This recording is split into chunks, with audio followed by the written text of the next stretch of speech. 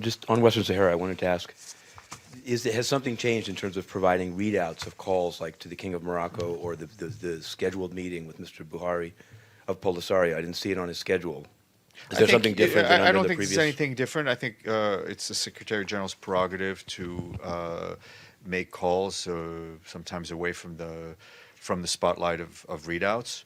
The other party put out a readout. That's their right. I think it's Secretary General will continue to use discrete diplomatic contacts as he sees fit. But what about in-person meetings with diplomats? Like I I noticed you think- listed Ian Bremer. You didn't list Polisario. Did that just Again, happen that late? may be, it's part of the Secretary General's attempt to have to conduct discreet diplomacy in every way he can.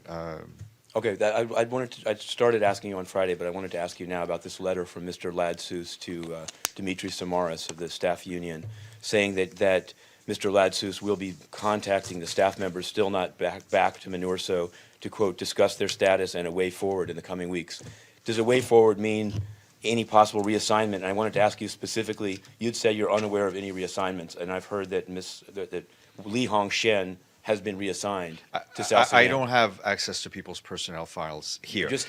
What I'm saying is that we're, obviously, as we'd said last week, we're working towards reestablishing full functionality, and we're trying to work on those staff members who have not been able to rejoin the mission, and we remain in close contact with them, and we're keeping them informed of their situation. But I'm not going to go into individual cases. But I get to see. My question was just whether there had been reassignments. It wasn't about any individual. Well, it seems you like you mentioned an I know, individual. because you never answered the question. And you actually what said I'm there was saying no to you is that reassignments. we're in touch with the staff members, and each case is being dealt with. Right. Yeah.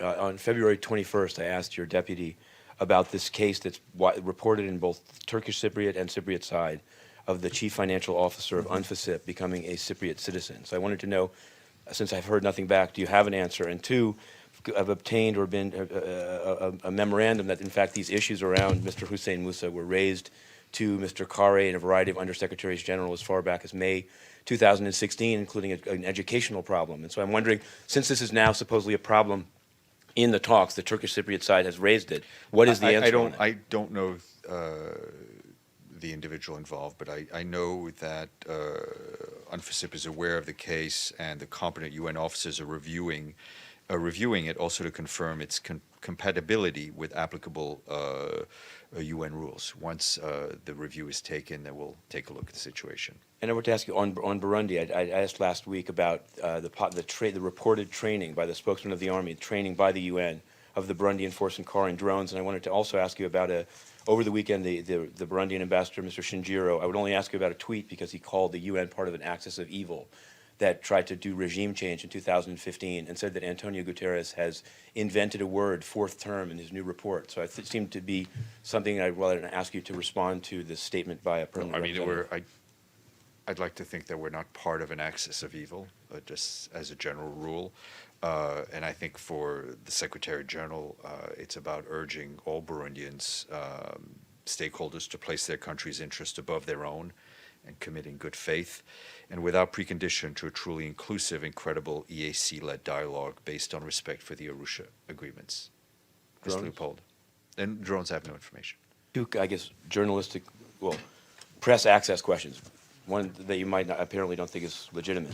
First one just has to do with Mr. O'Brien's trip. There was complaints made by the media that recently unHASS flights into Yemen don't allow journalists. Mm-hmm. So I wanted to know, are journalists on his trip, and even if they are, will this continue after? Is there journalistic access to the parts of Yemen he's going to? My understanding is that he did not take journalists with him on the trip. And is the UN going to produce its own video, or is there going to be some kind of a way to They're journalists there locally. Okay. As we said when we announced the trip, he has 3 media opportunities. Okay. And the other one I wanted to ask you, and respond as you will. On Friday, I'd asked you, with all due respect, where the Secretary General, sort of where he was, and I asked it in the context of this is what people that cover the President of the United States, the Mayor of the City of New York. So you didn't answer it. Do you think it's an illegitimate question, or is it I didn't say it was a legitimate question. Okay. So where was he?